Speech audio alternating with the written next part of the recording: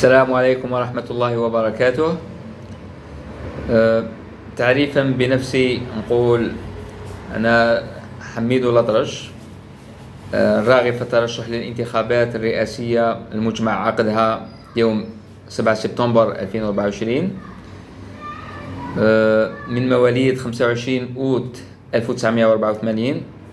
يعني يوم الانتخاب حيكون عندي 40 سنة كاملة و13 يوم زيادة، فالشرط القانوني الخاص بالسن متوفر. من مواليد مدينة الأربعاء، حيث أني درست في مدينة الأربعاء فترة الابتدائي ثم الإكمالي والثانوي.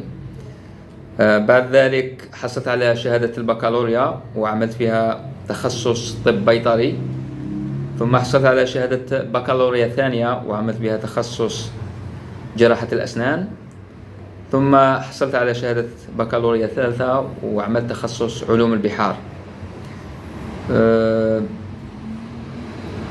فمع مرور الوقت قدرت نحصل على شهادة طبيب بيطري، وزدت أعمل تخصص في علوم البيولوجيا، فحصلت على الماستر 2 في علوم البيولوجيا في جامعة البوليدة. بعد ذلك درست في الجامعة لمدة 5 سنوات كأستاذ جامعي مساعد وأستاذ جامعي مشارك لمدة 5 سنوات.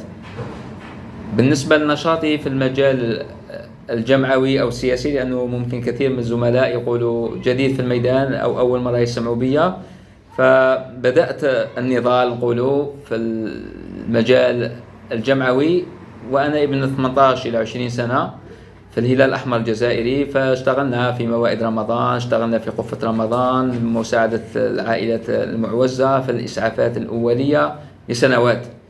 ثم قررنا أن نأسس جمعية بلدية ثقافية اجتماعية في مدينة الأربعاء، وعملنا لعدة سنوات، وكانت فترات صعبة. يعني بداية الألفينات كان النشاط الجمعوي صعب، مش مثل الآن. يعني لكي تعمل نشاط لازم تطلب رخصة من صاحب القاعة، ثم رخصة من البلدية، ثم من الدائرة، ثم نروحوا حتى للولاية لكي يوافقونا على عمل نشاط. والإشهار ما كانش فيه متطور الفيسبوك ووسائل التواصل الاجتماعي، فكنا الإشهارات نروحوا للمقاهي نعملوا إعلانات أو نكتبوا في الأقمشة في بداية في مداخل المدينة، فكانت فيها مصاريف ووقت ضايع وكثير.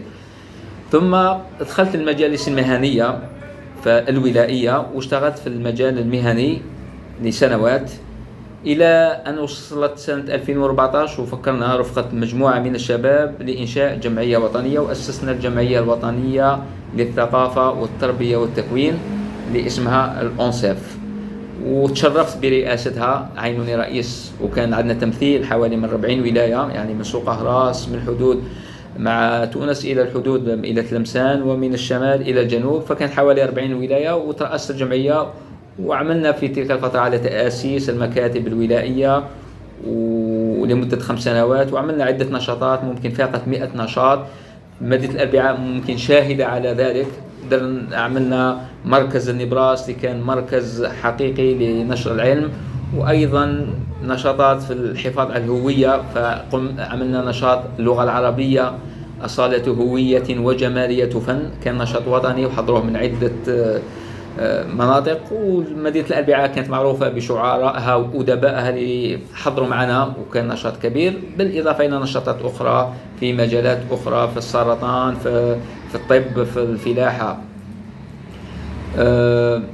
أيضا عضو في عدة جمعيات دولية، داخل في عدة جمعيات دولية، الاتحاد العربي والمنظمة العربية.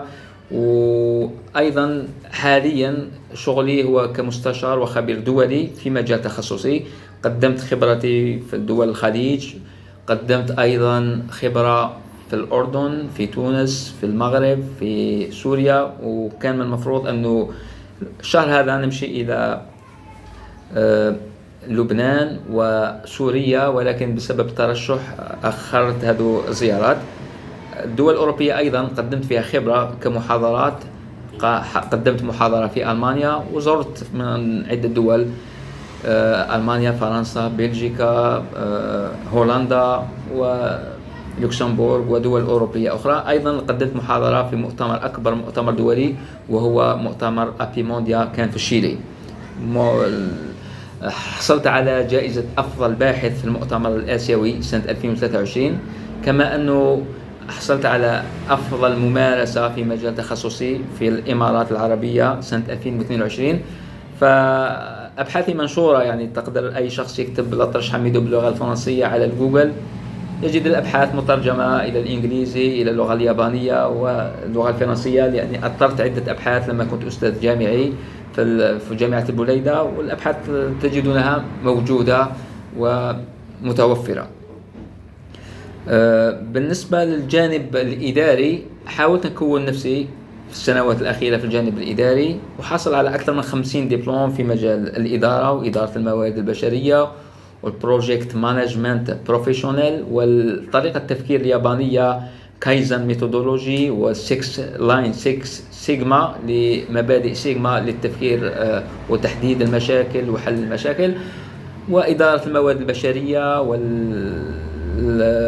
إدارة الجودة الشاملة. فحصل على عدة دبلومات في هذا الخصوص، ومارست يعني لما اشتغلت سواء في العمل الجمعوي أو في دول الخليج مارست يعني كثير من الأمور اللي تتعلق بالإدارة، ووصلت إلى رئاسة حتى لجان علمية دولية وأشرفت عليها. هذا فيما يخص يعني بصفة عامة على الخبرة الخاصة بي خلال الفترة الماضية.